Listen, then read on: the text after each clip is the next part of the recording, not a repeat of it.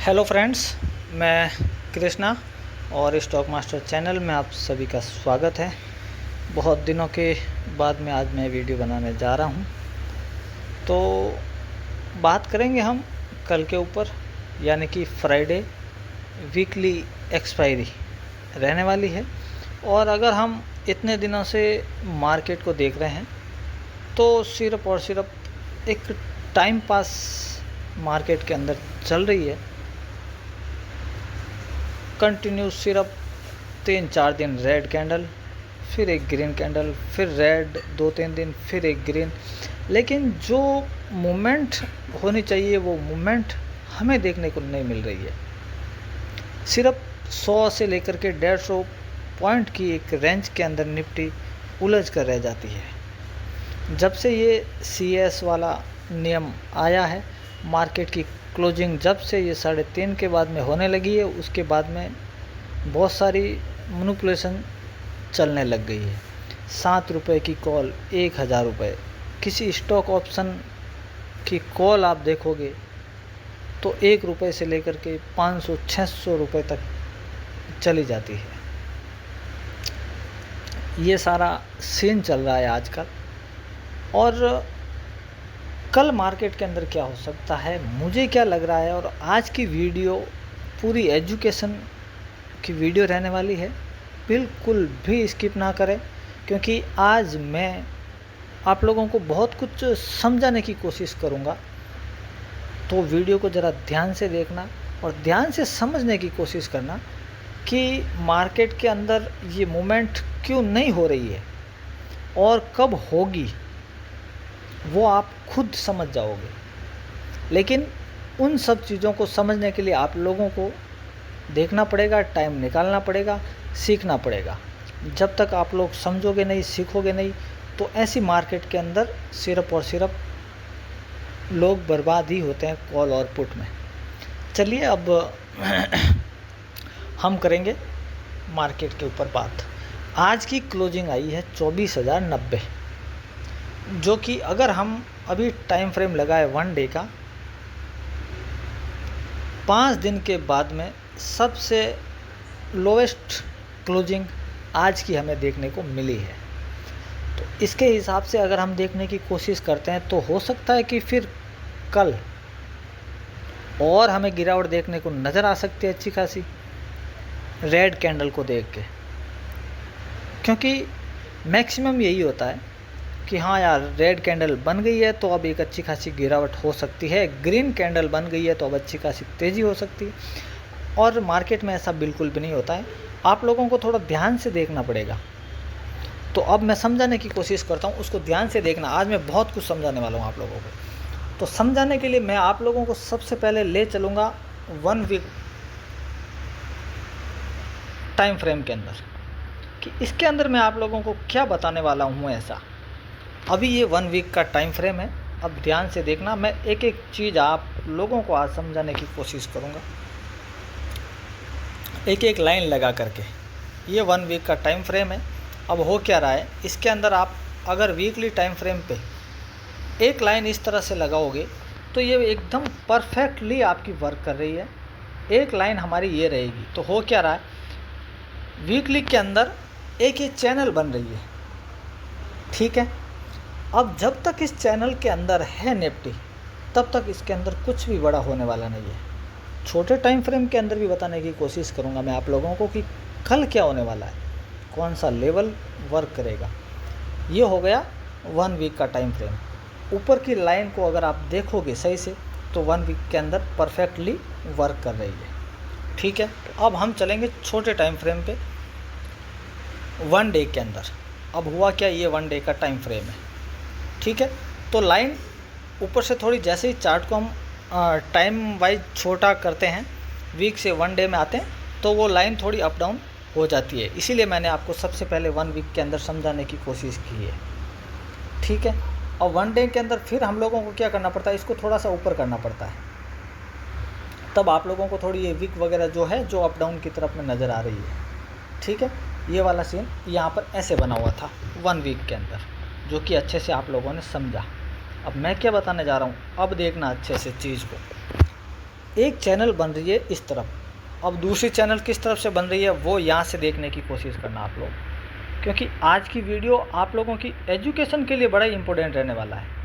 अब ये लाइन लगी यहाँ पर, तो हो क्या रहा है मार्केट के अंदर, अब सुनो और समझो। सबसे पहले मार्केट यहाँ गई, यहीं से इसने एक सपोर्ट लिया, उसके बाद में फिर से मार्केट गई, यही इसी चैनल का एक सपोर्ट लिया, अब मार्केट अगेन इसी चैनल का एक सपोर्ट आ गई। तो हो क्या रहा है, एक तो ये ट्रेड लाइन कंटिन्यू आपकी वर्क कर रही है, अब इसके स्ट्रॉन्ग सपोर्ट के पास आ चुकी है।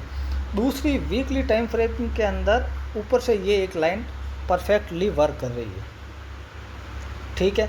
तो अब होगा क्या, अब देखो सिंपल चीज़ समझना, अब होना जाना क्या है। अब सबसे पहले इस लाइन को हटाता हूँ तो आप लोगों को अच्छे से समझ में आएगा कि मैं क्या कहना चाहता हूँ। इस लाइन को अगर हम हटाते हैं और ऊपर वाली लाइन को रख के वन डे के ऊपर अगर हम इसको थोड़ा सा बड़ा करते हैं, तो अब हो क्या रहा है, अब इस चैनल का या तो ब्रेकआउट या फिर ब्रेकडाउन जो होना है वो अब होने वाला है, ठीक है। अगर इसके नीचे निकलता है फिर उसके बाद में हमें एक अच्छा खासा डाउनफॉल देखने को मिल सकता है, और इस चैनल के जैसे ही अब बाहर निकलेगी उसके बाद में हमें एक अच्छी खासी अपसाइड की मूवमेंट देखने को मिल सकती है। तो कल का दिन बड़ा ही स्पेशल होने वाला है, ये लाइन आप कल लगा करके रखना, ये कल के लिए बड़ी इंपॉर्टेंट और बहुत ही वर्क करने वाली है आप लोगों के लिए। अगर मैं आपको सही से अब लेवल समझाने की कोशिश करता हूँ, अगर आप इसको और छोटे टाइम फ्रेम पे देखोगे तो आपको और भी कुछ मिलेगा, और भी कुछ क्या मिलेगा अब वो भी समझाता हूँ मैं आप लोगों को। अब मैं आपको ले चलता हूँ 2 आवर्स टाइम फ्रेम के अंदर, इसके अंदर मैं आप लोगों को क्या बताने वाला हूँ उस चीज़ को भी ध्यान से देखना। ये है 1 आवर्स का टाइम फ्रेम, इसके अंदर मुझे क्या देखने को मिला, ये सारी चीज़ें आप लोगों को अच्छे से समझ में आ गई होगी। अब कल बड़ी मूवमेंट क्यों और कैसे होगी वो आप यहाँ पर चलिए, तो इस पर क्या हो रहा है ना कि ये इस टाइप से ये वाला सीन बन रहा है। अभी आ गई कहानी समझ, आपने ये वाला पैटर्न तो देखा होगा। इस पैटर्न के अंदर होता क्या है कि मार्केट में मूवमेंट जब स्टार्ट होती है यहाँ से तो पहले बड़ी बड़ी होती है, फिर एंड में जाते छोटी छोटी मूवमेंट हो जाती है। और ये वाला जो अब बना है, अब यहाँ से क्या हुआ था, पहले यहाँ से छोटी छोटी मूवमेंट हुई, अब क्या हो रहा है, अब मूवमेंट बड़ी हो रही है, ऊपर गई, अब ये वापस एक सपोर्ट के पास आया है। तो मान लीजिए कल इस सपोर्ट के पास आती है, तो अब अगर वापस अपसाइड की तरफ निकलती है तो फिर एक अच्छी खासी मूवमेंट अगेन अपसाइड की तरफ देखने को मिल सकती है। उम्मीद करता हूँ कि आज की वीडियो में आप लोगों को बहुत कुछ सीखने को मिला होगा। अगर आज की वीडियो आप लोगों को अच्छी लगे ना तो लाइक ज़रूर करना और कमेंट ज़रूर करना। अब सुनो लेवल की बात कि कल कौन सी लेवल, इतना समझाने के बाद में उम्मीद करता हूँ कि कल आप अच्छे से मार्केट में वर्क करोगे और अच्छे से समझ जाओगे। अब सुनो लेवल की बात। स्ट्रॉन्ग सपोर्ट सबसे पहले 24,056 ये आपके लिए सपोर्ट रहने वाला है।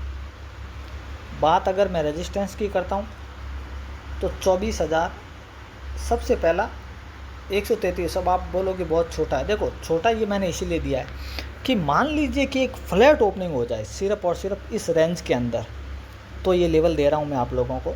अगर इस रेंज के अंदर ओपनिंग होती है तो सिर्फ और सिर्फ वेट एंड वॉच, जिस तरफ मार्केट निकलती है आप उस साइड में एंट्री ले सकते हो।